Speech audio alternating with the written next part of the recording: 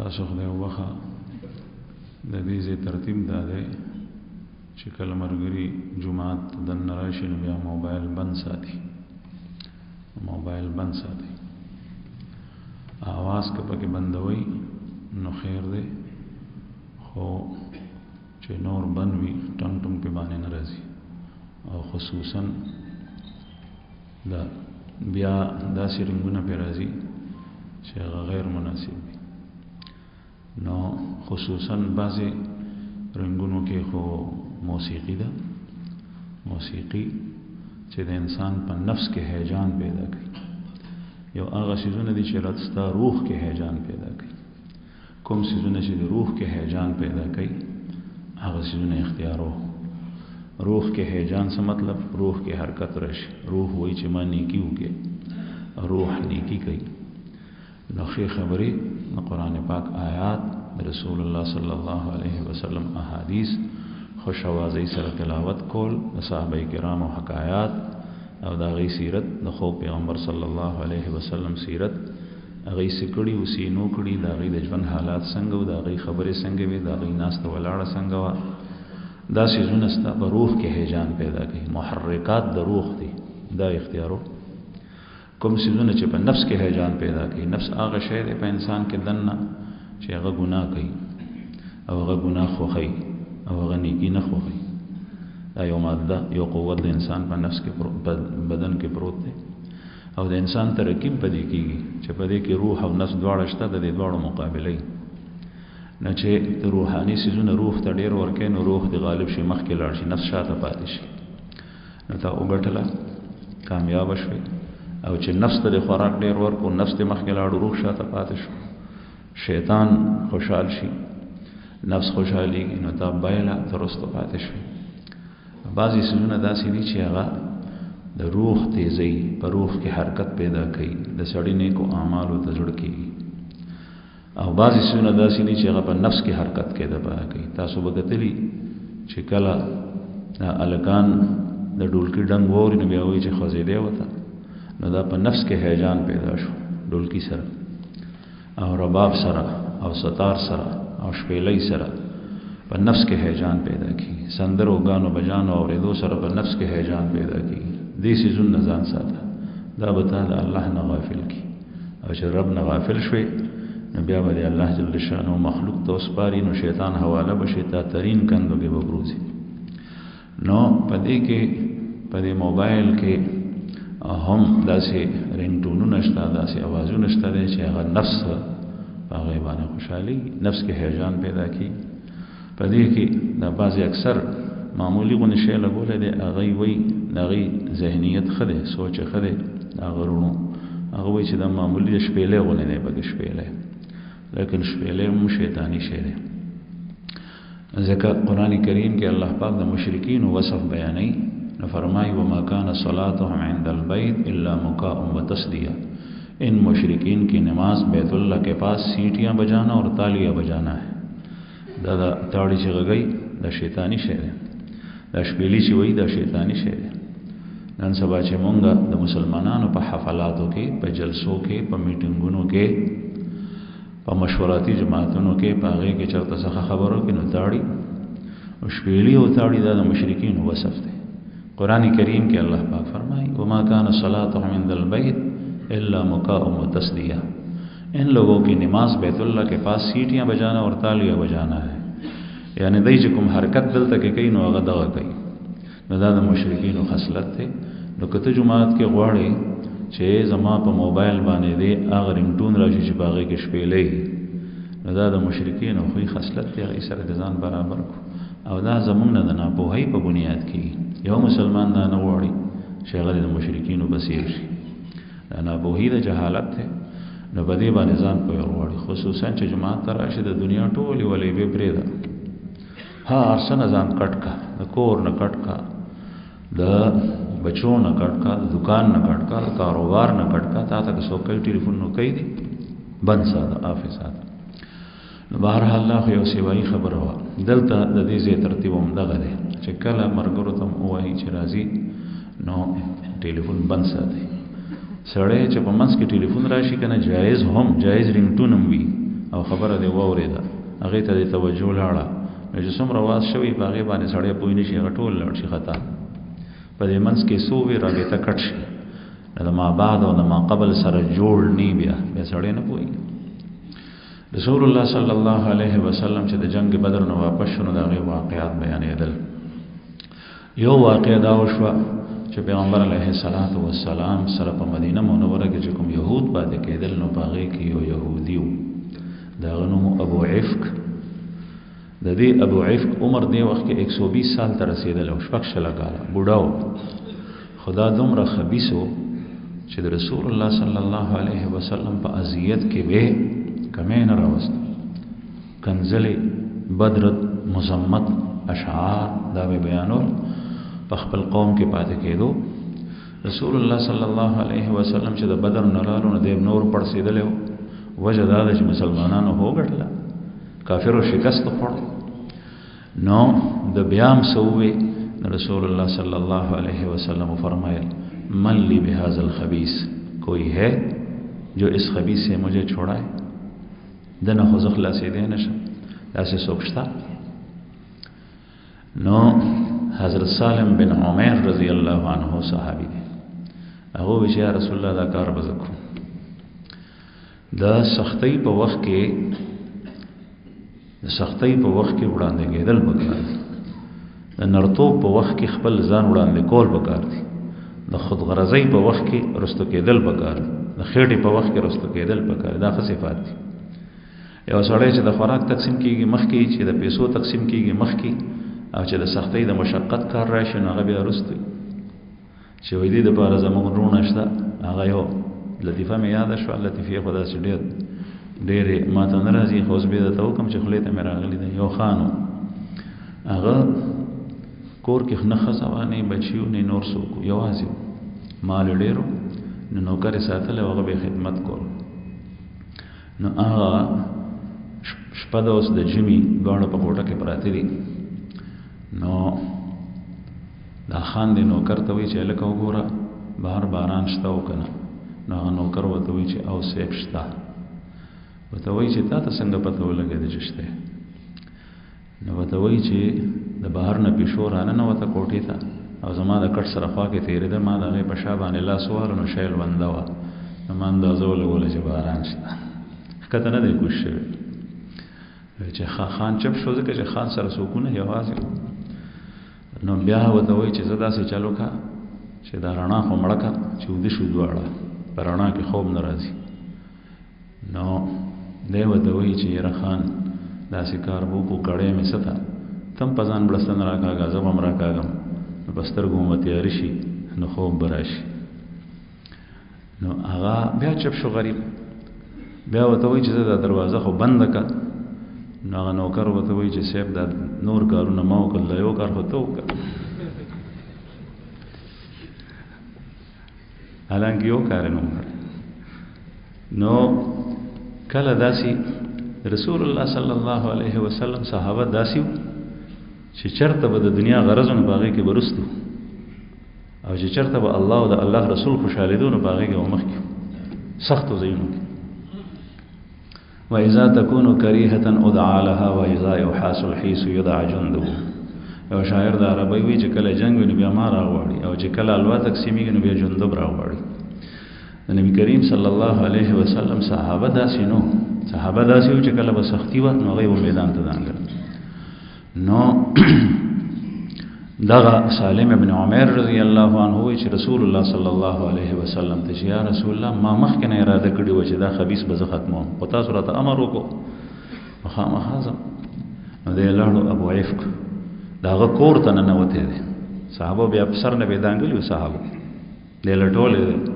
او په توره باندې د هغه زمانه کې ټوپک تماشه ونه په توره باندې قتل کو هغه چې چغه ایسته خلک جمع کېدو نو د بیا کار کړی وی چې یا رسول الله سړی مې ختم کو نو دا بدر پسې متصل دا واقع هم وشوه په بدر پسې متصل د حضرت فاطمی بیبي د رسول الله صلی الله علیه وسلم کشر لور بیبي وه د هغې نکاح هم شوي ده او بیا څه وخت پس تقریبا 15 میاشتې پس بیا رخصتي هم شوي حضرت علی کرم الله وجهه سره او حضرت علی کرم الله وجهه نمخ کې پیغمبر علیه الصلاۃ والسلام د غلور بیبي حضرت فاطمه رضی الله عنها چې مخکې تاسو ته تذکرہ شوی و د نبی کریم صلی الله علیه وسلم سلور لونوي مشري حضرت زینب رضی الله عنها، دویم رقیہ رضی الله عنها، دریم ام کلثوم رضی الله عنها، سلورم فاطمه رضی الله عنها. زینب رضی الله عنها دا د نبوت نمخ کې پیغمبر علیه الصلاۃ والسلام ابو العاص ابن الربیع چې د مکې سره هغه ته نکاح کې ورکړیو او پیغمبر علیه الصلاۃ والسلام داغه د سلوک نډیر خوشاله چې ما سره چې کله خبره کړې د رښتیا ویلې دي او وعده چې کړې د نصرت رسول او ولونه پر لپسې په عثمان ابن عفان ذوالنورین باندې وعده وی او دواړه د رسول الله صلی الله علیه وسلم په حیات کې وفات شوي او سلورم لور فاطمه رضی الله عنها په علي سره وعده د دې د نکاح نه مخکې ابو بکر صدیق صاحب نبی کریم صلی الله علیه وسلم ته پیغام د نکاح واسطه یعنی چې دا لور ماته راکې رسول الله صلی الله علیه وسلم وته په جواب کې او فرمایل چې دا الله قضا انتظار دی دا الله فیصله ته ګورو. بیا حضرت عمر سے وته پیغام را واسطه او وی دا الله قضا او دا الله فیصله ته انتظار دی. بیا دې دواړو علي صاحب ته وی چې مونږ خو په پته پوه نه شو ته رسول الله صلی الله علیه وسلم ته وایا. نو علي صاحب وی نبهانی زه دې دواړو په داسې سیس باندې بیدار کم او زه خبردار کم چې د دې ما مخکې سوچ نه کول زما ډو دې طرف ته پام نه تلو دی راته وی چې ته دې دا لور وغواړه. نو چې علي رضی الله عنه څنګه اوغست رسول الله صلی الله علیه وسلم ته پیغام واستولو پیغمبر علیه الصلاۃ والسلام وته فرمایي چې تاسو سره سشتا دینه معلومه شو چې نکاح بغیر د مہر نه کول نه دی پکار دا زیاته دی چې مہر نه بغیر نکاح وشي او دا هم زیاته دی چې لور خور سړی خرڅه کې په پیسو او پیسې جیب ته واچي او دا هم زیاته دی چې نکاح په مہر وشي خو مہر د جنۍ بلار خپل جیب کې واچي خپل تصرف کې غشتي کاغه کالې وي کاغه نقد پیسې وي هغه ته نه ورکړي دا حق د جنۍ دی. نو علي صاحب رسول الله صلی الله علیه وسلم د تر زوی داسې لوی کړو په خپل کور کې لکه بچي چلوي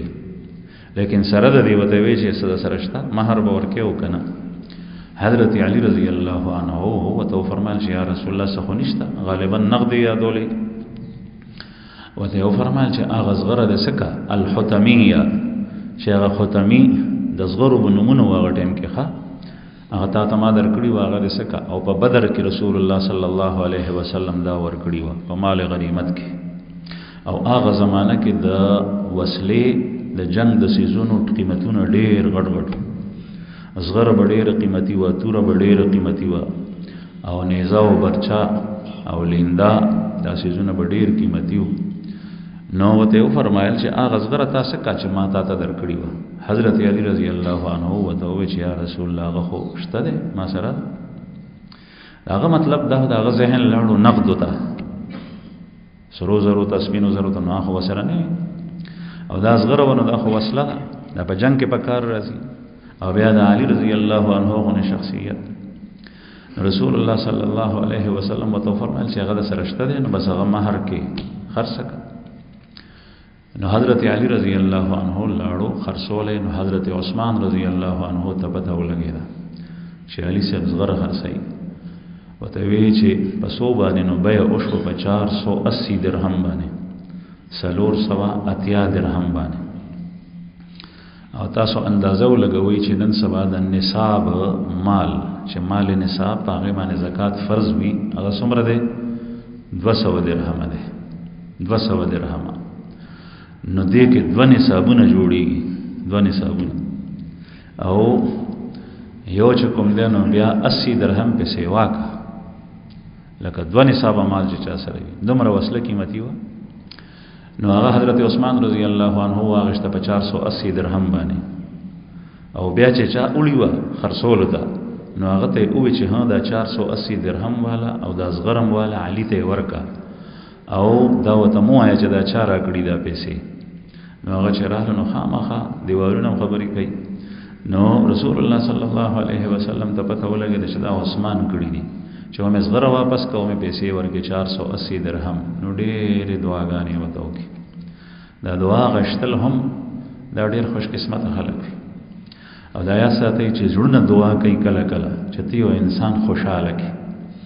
نو چې الله خوشحال کې او دا الله د خوشحالونو مطلب دا راضي کول دي نو هغه به ستاشي او هغه به تا ته ارسه په دنیا کې او په آخرت درکې الله سره حساب مکو الله راضي کا بیا د الله د فضل انتظار کو تا ګوره چې څومره بیا فضل در باندې کوي دا مو چې دومره مې نفل وکړ دومره به ثوابونه شي جمع کوی ما دا الله جل جلاله سره حساب کتاب نشي کولای که په حساب شي نو ستا سترګې یو طرف ته کا دا ستا ټول ژوند اعمال یو طرف ته کو الله جل شانه درکړي عطا یو سترګې بل طرف ته چاپړي کې واشو نو ستا د اعمال په ټول سپک شي دا یو سترګې بدر نشي دا دومره عظیم نعمت ته سو کې وجود ته نشي راوسته بغیر د خالق نو دا دعا غشتل دا یو عظیم شی دی عبد الله ابن عباس معشوم بچی دی لس کاله یا دیار لس کاله عمر دی د شپې پاسې د رسول الله صلی الله علیه وسلم ته د شپې په تیاره کې معشوم دی خوب نه کوي چې پیغمبر علیه الصلاۃ والسلام د شپې کوم اعمال کوي چې زی وینم لوټه و د ډګه کا او به و د کېخوي او هغه زمانہ کې دا تصور د شپې نه کېدو نو چې پاسې د مبارک نو وی کتل دومره سہولت چې چالو ټډه کړی دا وی چې دا چا کړی دی رسته د بیبي نه تاسو نو بیبي وته وی حضرت میمونه رضی الله عنها چې دا د معشوم کړی دی عباس نو وی چې زی ځان سره جوخ کم داسي زمنی الیه رسول الله صلی الله علیه وسلم ځان سره جوخ کم او ماته دا دعا غوستا اللهم علمه الكتاب یا الله دته د قران پاک علم خو عبد الله ابن عباس عمر د رسول الله صلی الله علیه وسلم د وفات کېدو په وخت کې لس کاله یا دیار لس کاله دی او داسې علم وته د تفسیر حاصل شوی دی چې د نور صحابه داسې تفسیری اقوال نشته لکه څنګه چې عبد الله ابن عباس دا دغه دعا برکات نو حضرت عثمان رضی الله عنه ته ډېر دعاګانې په دې موقع رسول الله صلی الله علیه وسلم وکړي پیغمبر علیه الصلاۃ والسلام دا هغه پیسونه هغه پیسې علي سے ودراړي چې دا واخل نبی کریم صلی الله علیه وسلم جولای کې چولې وي او دا غینه یو چون ډک یو موټه دراهم هغه ابو هريره ته ورکل چې دا واخله او دو کلار شه بهر ته دا غینه خوشبوئی راړ د بازار ته لاړ شه خوشبوئی راړ عطر په دی واخله دینه معلومیږي چې دغه وخت کې کوم دینو دا عطر د خوشبوئی لګول د سنت دي ځکه چې د خزې د خاون په منځ کې مودت او محبت کې دا مؤثر او محرک جوړیږي نو خزې ته پکار دی چې هغه د خاون د پارزان سوتره کې او هغه په ځان باندې چې کوم دینو خوشبوئی ولګي د خاون سره د ملاقات په وخت او دانا چې د خادی تزي یا بهر زی بازار ته نو د سرخی پوډل ټول په ځان باندې وتپی او د خاوند د بارزان شیشه ته جوړ کړی وي بد زناوره خاوند د بارزان سوتره سره او بهر چې زی رسول الله صلی الله علیه وسلم فرمایي چې کومه خزه بهر اوته او دا غینه د عطر د وګمیزي نو دا شیطان او دا د شیطان مرګری ده او چې د سر وختي بربندوي نو د وختو سره یو وخت سره شیطانان ختی او د دې چې بورقنی په سره او پړدایني نو وړاندې رستو چې دا رواني نو شیطانان ته مخکې روان دي ورستو هغه شیطانان سړو ته وي چې د خزه ته وګوري نو سړیم په ګناه کې مبتلا کی دا خزم په ګناه کې مبتلا کی او د کوم سړی خزه او لور چې په دې شکل باندې بازار ته ځي نو حدیث مبارک کې دته دوس ویل شي وي موږ ته پښتو کې دوس وایو البته په عربی کې دیوس ویل دي او رسول الله صلی الله علیه وسلم فرمایي چې کوم سړی دیوس وینو دی به جنت ته نه داخلي د کوم سړی خزه چې داسې خلکو سره ملاويږي چې هغه سره ملاقات رسنه دي د کور نه بهر وځي چې دا غي وتل جایز نه داسې طرف ته داسې خلکو باندې سترګې پیری پاسي داسې خلکو سره خبرې کوي نن سبا په موبایل باندې نو دا سړی د یوس دی رسول الله صلی الله علیه وسلم فرمایي د یوس به جنت ته نه داخلي نو دا چې بهر وځي نو ځان باندې ارسو لګي وته او چې کله په کور کې وینو بیا نه خپل خاوند ته ځان خشته چې بهر وځي نو سر نه ترخپو پوري ځان پټ ساتي چې د پردي سړی په تا باندې نظر پرومسي او بیا نبی کریم صلی الله علیه وسلم فرمایي کله داسي وي چې واده خادای کې مثلا په کور کې واده دي نو ځانانه خامخا د یو کور نه بل کور ته ځي نو بیا د خوشبوئی داسې لګي ماله لونها ولا ريح لها د زنانو خوشبوئی بیا دې ټیم کې دا ده چې دا غي رنگ وي او خوشبوئی نه وګمی نه ځکه چې بلا رزيده نو خوش رنگ د کوم دغه وي خوشبوئی وي د نکریزو رنگ شته بوی نشته بل شی دی چې رنگین دی بوی نشته دی هغه په ځان باندې ولګ او چې ریح وي هغه ملګو چې وږمې ده نسی او د سړو خوشبوئی هغه ده چې ما لا لون لها ولها ریح چې دا غي بوی وي او رنگینی سړی سرخی نشي لګولې نکریزي نشي لګولې زمون په پښتنو کې دا مرزم دی اوس ورو ختم شو چې په لاس خو نکریزي لګولې او بیا د واده په شپه باندې چې کوم دی نو جنکې راشي پر دی چې دا غي جینۍ د دې الګ سره هیڅ رشتہ نشته بلکې دا د جینۍ چې کوم دی نو خپل دی خويندې دی یاسه او د دې سړی د دې الګ په لاس باندې نکریزي لګي یو ټاکي کوي یا لس ټاکي کوي او دا بے غیرت او دغه سپروتي لاسونه وته خور کړی نو دا ټول بے غیرتو رسم او رواج دی د دې نزان ساتل پکار دي سړو ته نکریزي په لاس باندې لګول نه پکار دا د لوط علی السلام قوم کې دا شو نو د لوط علی السلام قوم په ډیر کارونه کول هغه به چې قضای حاجت تک ناستل نو داسې به یو بل سره غب شپ هم لګول په ډاګه وکې ناستل یو بل تبخکارېدل او غب شپ کې لګول او بیا به چې هوا پرې خونو پدې کې به باد چې به پرې خل نه پدې کې یو بل سره مقابله کولې مع الصوت دا आवाज سره دا د لوط علی السلام د قوم او په لواتت کې مبتلا او په بدفعلی کې د سړو سره هغه خدا عملم کول تبدا عملم کې نو کوم سيزونه چې د سړو سره نه خایي هغه نه دي کول وکړ به هر حال رسول الله صلی الله علیه وسلم دې د لپاره په هغه 480 درهمو کې لګي پیسې ورکې ابو هريره ته ویلان شه خوشبو راټ نبی کریم صلی الله علیه وسلم بیا د دې دواړو په خپل کې کوم دین نکاح وکړ پیغمبر علیه الصلاۃ والسلام د علي صاحب د طرف نسو د علي صاحب د طرف نشو کوم دینو کورینو اسباب ورکرنو یو د ګډ سرمن ورکړه د ګډ هغه اعلان دی چولا او یو صادرو نو دا دواړو حضرت فاطمه رضی الله عنها علي صاحب نو وی چې صادر به مو وګد بزان واشولو نو بیا به مملاګان ښکارې دي او یخ ساړو شابه ما هوا والا مدینه منوره ته چې څوک د جیم په موسم کې تلی عزتله پاغه کې چې هوا لګي کله هوا د شام د طرف نه نو د دې ځای نه یخ هوای د غزوه خندق په موقع هم یخ هواګانې چلیدلې چې هغه کې د ساړه د وجنه کفار مشرکین هغه تختیدلی نشل ټینګې دي داسې یخ نو په داسې یخ موسم کې چې بدای غصادر په ځان واچور نو بیا به شاګان ښکار دي او چې برابر به واچول عرضن دا چې به تولن واچول تنگو صادر او چې ارزن به واچور نو بیا به موي سرونه بربندو یا مخبه بربندي په ساړه کې نن سبستا سره په کور کې څومره اسباب دي بړستنی وګوره کمبل وګوره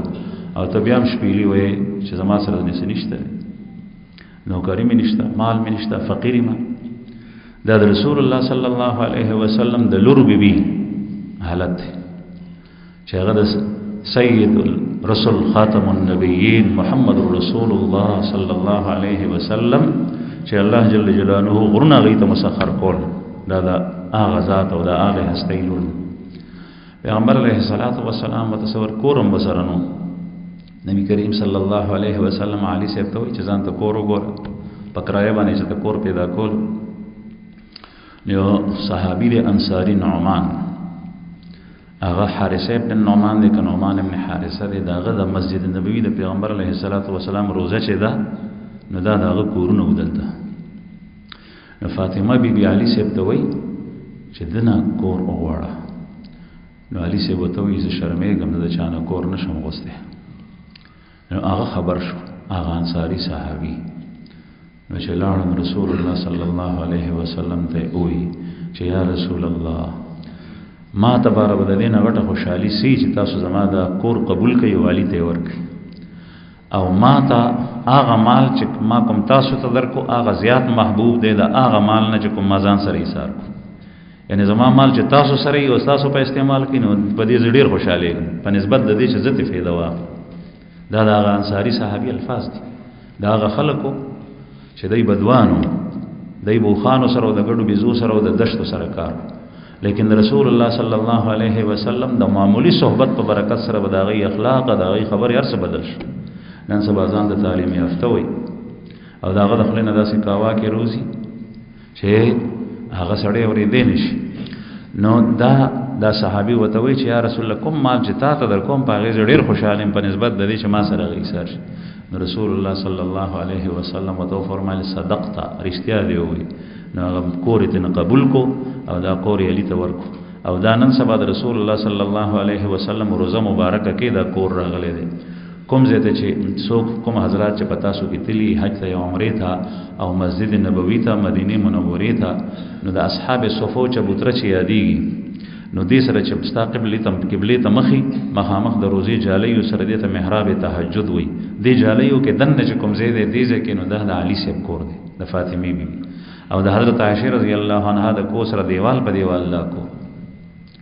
رسول الله صلی الله علیه وسلم مہر چې کوم مقرر کړو نو 300 درهم مقرر کړو د فاطمه بیبي مہر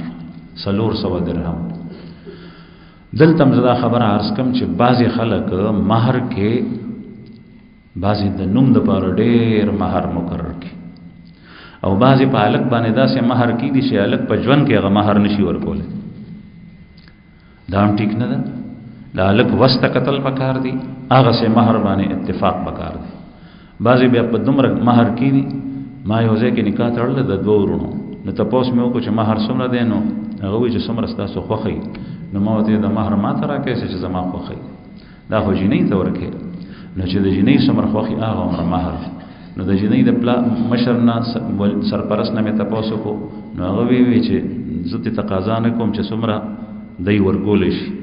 نو زمونږ دلته داسې وی کله کله سړی خسړی توپ کوي نو په هغه پرې دي چې دای څومره ورګول شي نو هغه نه بیا ما تاسو کو نو کښ نه کول بیا وی چې څومره شریعت وای نو مې شریعت دې لپاره حد نه دی مقرر کړی دا یاد ساتي بعض خلک وایي چې ګنې مہر کې شریعت حد شته په شریعت کې د مہر د تعین حد نشته چې دومره به ورکې دي نه به کم زیاتې نه ورکې چې په څومره باندې د فریقینو صلاح راغله هغه عمر مقرر بکار دي چې داغه په وس کې ډیر کم هم نه ځکه چې جنې خپل ځان دې سړی ته حواله کوي نو دا داغه بدل له کم از کم دومره هو ته ورک نو بیا ته ماته پاسو کو چې څومره ماته شریعت کې خود دې تعین نشته دی بیا ماته وي 1500 روپۍ مقرر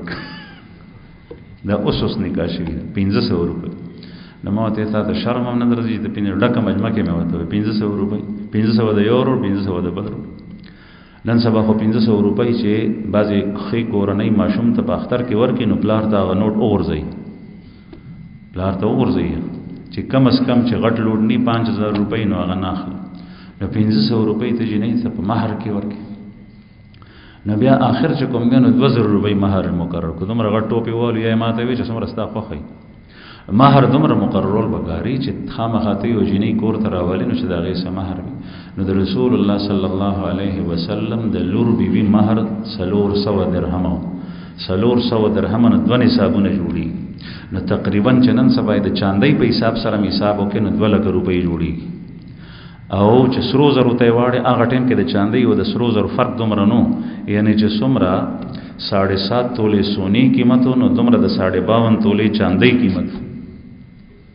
دومره فرق نو نن سبا د 7.5 تولې سونی قیمت واچو دوه نصابونه جوړ کسمره پیسې جوړي دا بیا غي تر او کله چاندۍ په حساب ممکن تقریبا 2 لک روپۍ جوړي نو کم از کم مہر دومره جوړول پکار دي چې خزه د جنې جړته بل تسلی ورسي دومره کم نه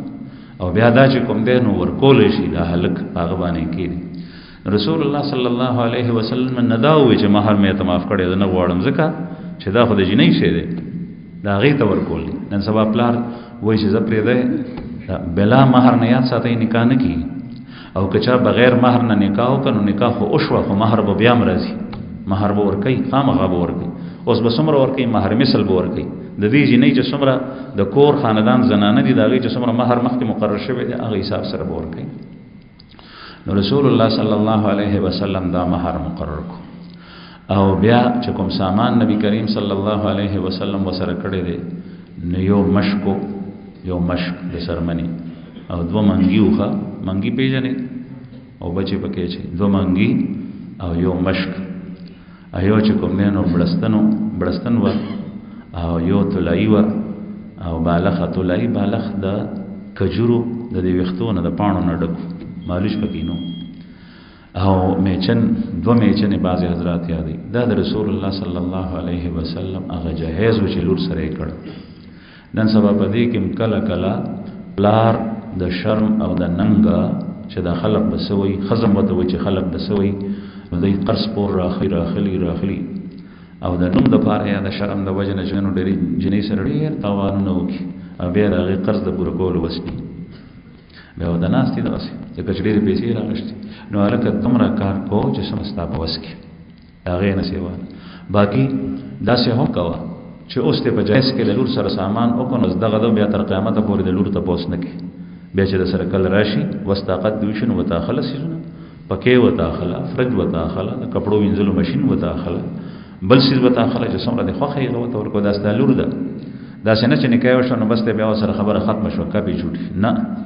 چې څومره دې وس کېږي هغه ورته ورکو لیکن د مهر د جهیز ورکولو په وخت کې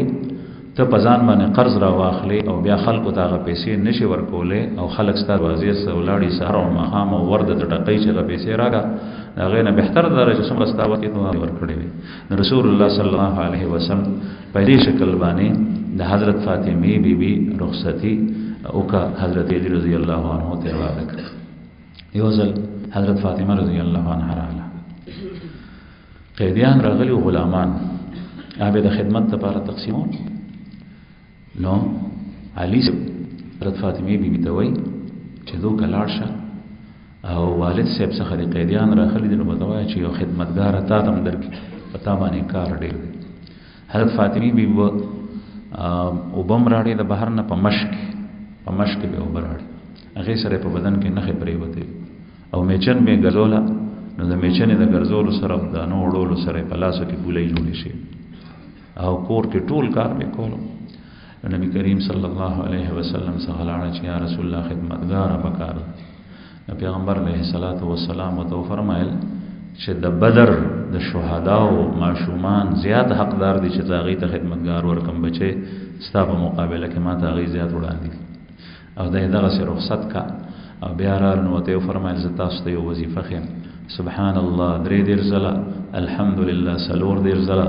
الله اکبر نه الحمدلله 3 ځله او الله اکبر 4 ځله دا رسم لاستو په وخت کې وای نو الله پاک تاسو ټول ضرورتونه پوره کوي نو دا تاسو وظیفه کوي ښا چې کوم سړی دغه مشکلات دي حاجات دي د سملاستو هر یو مصبسم ویل پکار سملاستو په وخت کې دا وای سبحان الله سبحان الله سبحان الله 3 الحمدلله 3 الله اکبر 3 او دې سره آیت الکرسی او سلور وړه رستی قل دا په لاسونو جوف کا په بدن راکاږه بیا الله پاک ته سوال وکړي چې الله چاته محتاج کومه ضرورتونه یې پوره کړه په خپل فضل سره ته ګوره چې دا وظیفه وګرځي روزانه کې پابندۍ سره الله پاک دې مشکلات حل کړي نو بهرحال دا واده په دې طریقه باندې وشو او حضرت فاطمه رضی الله عنها د علي صاحب نکاح ته لاړ په دغه کال باندې غزوه بني قینقاع د یهودو سره او جنگ وشو رسول الله صلی الله علیه وسلم چې کله د بدر نه واپس راغی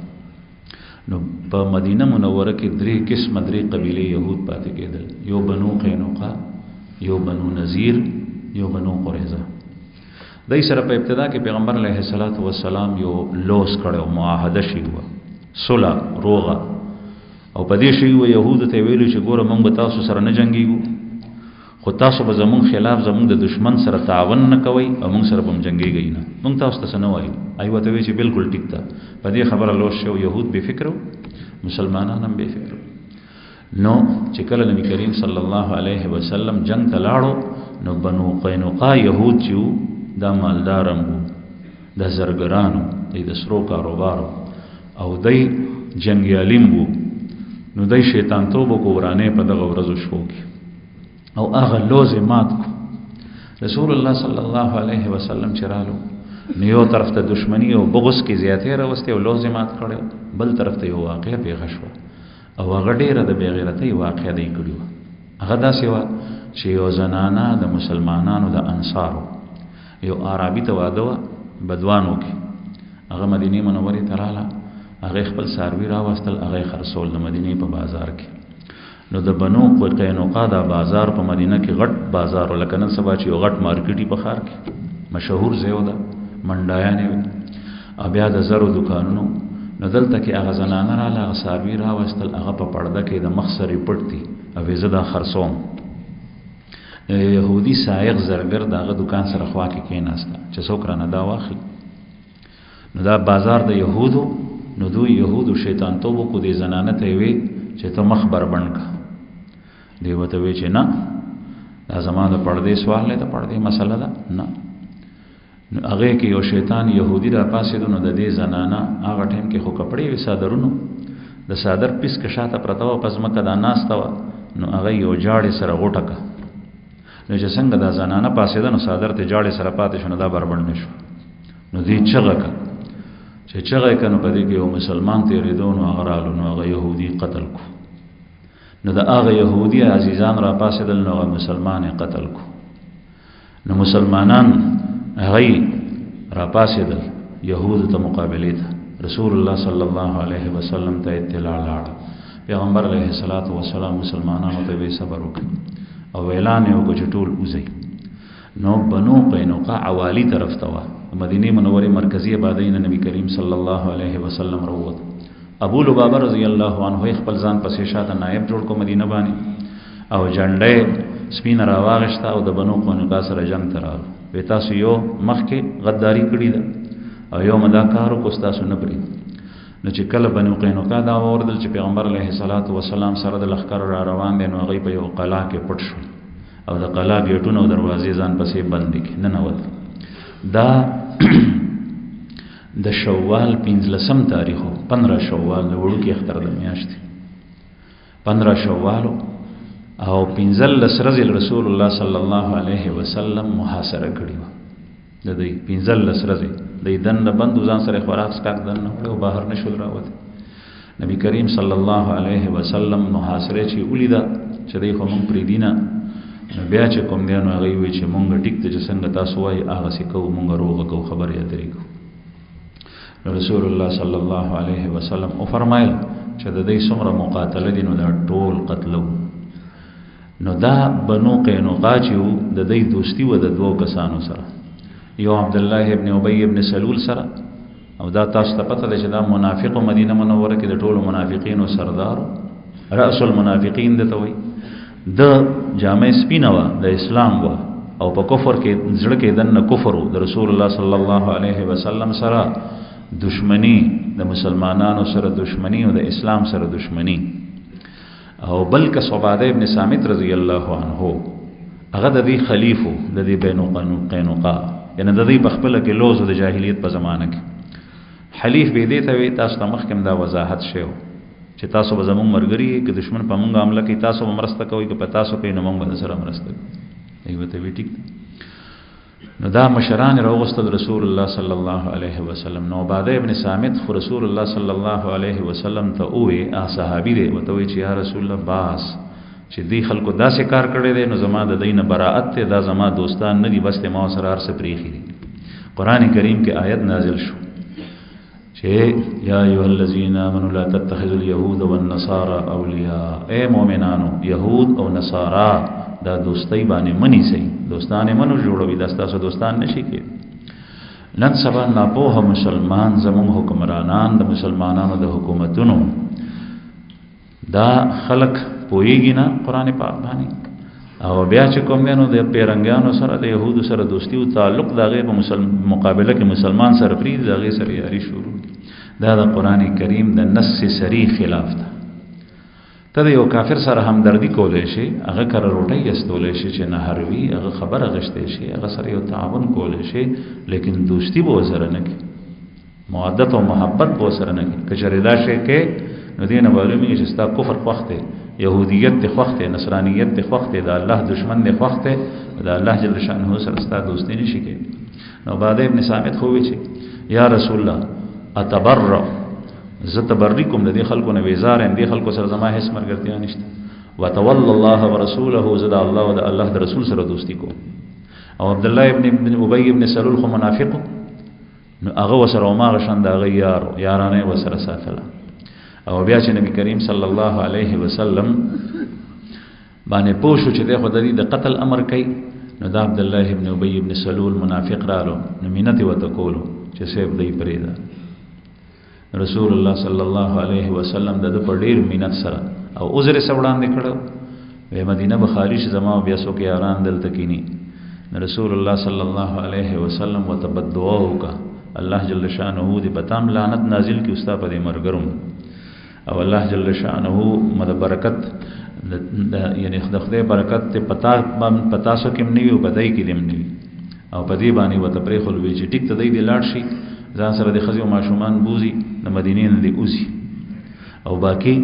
وصله چې کوم نه دا بهر سدل ته کې پریدینو کورونه جیداد وصله دا غي پاتې شو او دا بنی قینقاع د مدینې نه لاړل چرته لاړل شام ته لاړل په شام کې ازرعات نومې زیاده آلته دا ټول لاړل او د رسول الله صلی الله علیه وسلم د دعا په وجه دا کال کې دند بنو قینقاع ټول مرشل د دینو غوت هلاک شو خدای په قهر په باندې را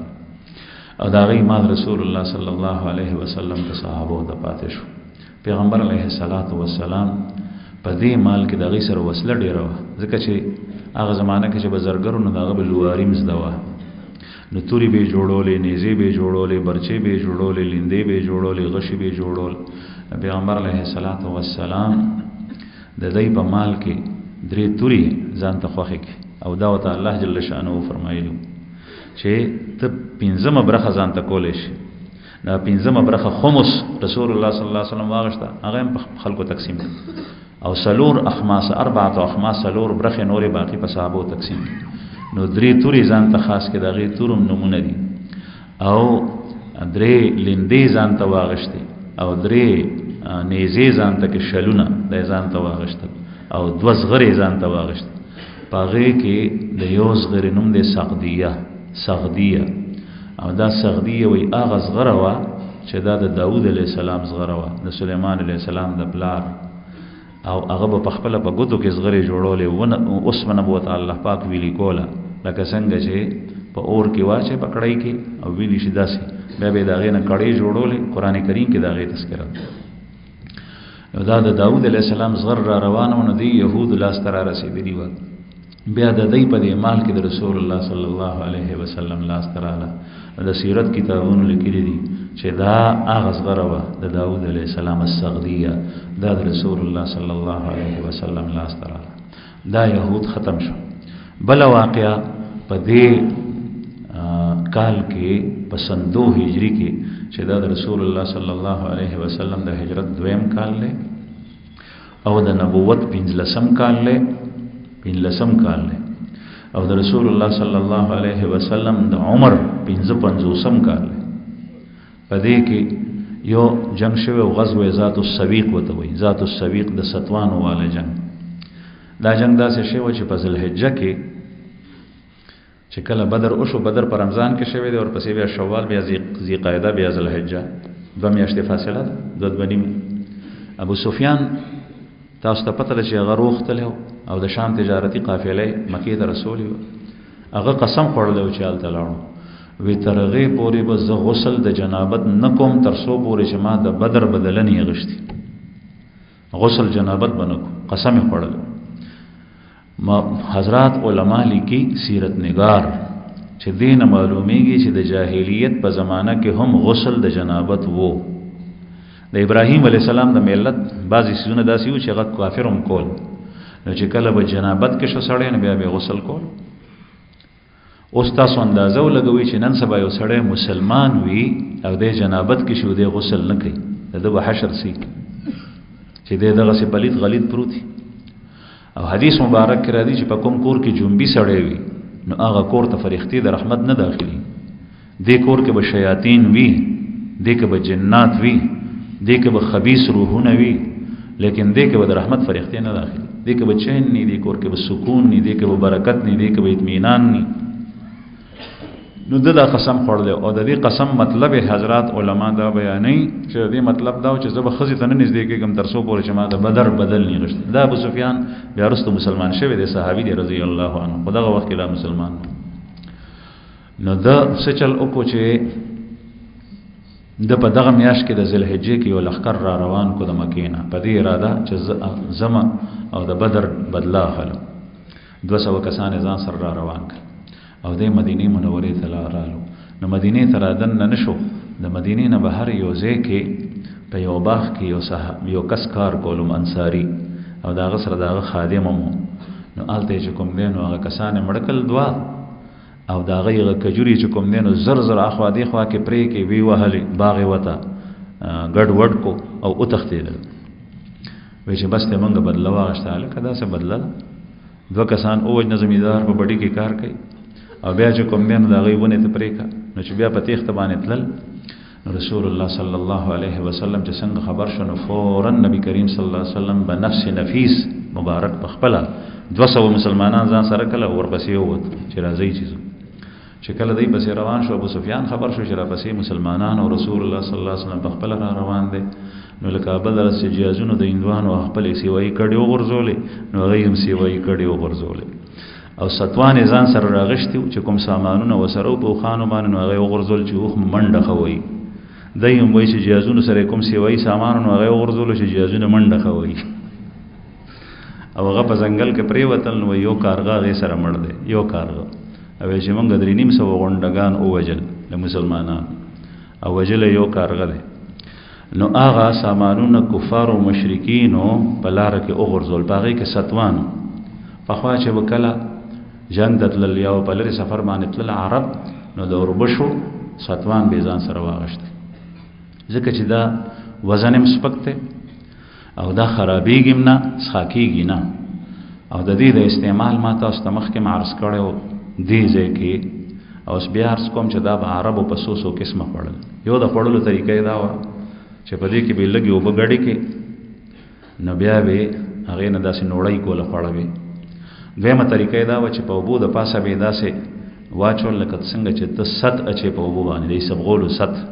نو دا به بیا ګوټل دریمه طریقې دا و چې په دې کې به شات واچول شات نو دا به خړل څلورمه طریقې دا و چې په دې کې به کورنی غوړی واچول کورنی غوړی به ګرم کلبه پکې واچول دا به خړل پنځمه دا و چې شات او کورنی غوړی غبین او کورنی غوړی دواړه به پکې واچول او دا به خړل او مونږ طرف ته چې کوم بیانو یو طریقه دام و چې اوچ ستوان به پکل چې کله بوبم نوي نو اوچ ستوان پکل لونه ګرانی سړی خبرې کوي نو بیا هغه ستوان بهر تنه تختی نو ستوان داسې شی دی چې هغه خرابېږي نو ډېر وخت پورې سړی د هغې نه فایده اخیستی شي دا د ځان سره راوړو نو چې کله تښتېدل نو هغه ټول به لاره وغورځول نو مسلمانانو نبي کریم صلی الله علیه وسلم صحابو ته وفرمایل چې دا کډې ټولې اوچتې کوي نو دا مدینې منورې ته واپس رال دغه غزوه شوې وه په 5 ذوالحجه باندې رسول الله صلی الله علیه وسلم تلو 15 ورځې نبی کریم صلی الله علیه وسلم د مدینې نه بهرو 9 ذوالحجه باندې پیغمبر علیه الصلاۃ والسلام سن 2 هجری کې واپس مدینې ته ورسېدو بیا سبا اخترو 10 ذوالحجه لسم د ذوالحجې او بیا د اختر په ورځ د اختر موس کړي دی د ډومبه موس دی د لوی اختر چې رسول الله صلی الله علیه وسلم کړو سن 2 هجری کې او 10 ذوالحجه واخر دعوانا الحمدلله